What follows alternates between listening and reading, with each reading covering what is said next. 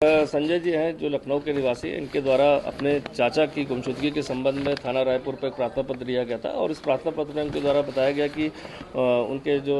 चाचा जी उनका कोई कहीं उन्होंने शादी वगैरह नहीं करी, रिटायर हो चुके हैं और अकेले यहाँ पर किराए पर रायपुर क्षेत्र में रहते थे और कभी कभार महीने में उनकी 15 दिन में उनसे उनकी कभी वार्ता हो जाती थी और चूंकि वो कैंसर से पीड़ित थे, उनका इलाज चल रहा था, अपना खुद भी दिखवा रहे थे, इस कारण वो धार्मिक क्रियाकलापों में कभी प्रयागराज कभी अन्य जगह चले आते थे। इस आधार पर उन्हें एक शिकायत बताई और इसके बाद उनको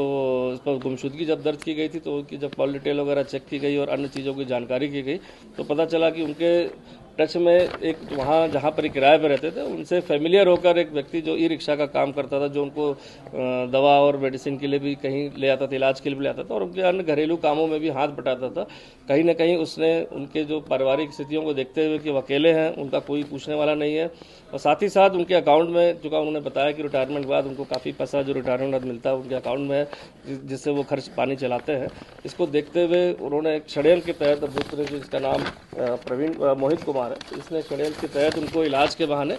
कि एक कैंसर का अच्छा इलाज देवबंद में होता है जहाँ पर वो करा सकते हैं और उनके जानने वाले हैं जो अन्य झाड़ फूक तरीकों से भी इलाज कर देते हैं, इसके षड्यंत्र के तहत वो वहाँ उसको ले गए और अपने मामा के साथ मिलकर, जिसका नाम प्रवीण कुमार त्यागी है, और उनकी गला दबा के हत्या कर दी और नहर में डेड बॉडी फेंक दी। चूंकि पैसा मृतक के अकाउंट में था तो इसलिए जो उनकी एफडी थी, चेकबुक थी, इन्होंने इनके कमरे से जो किराए का कमरा था ले लिया था यहाँ से और साथ ही साथ अकाउंट की लिमिट थी तो रोज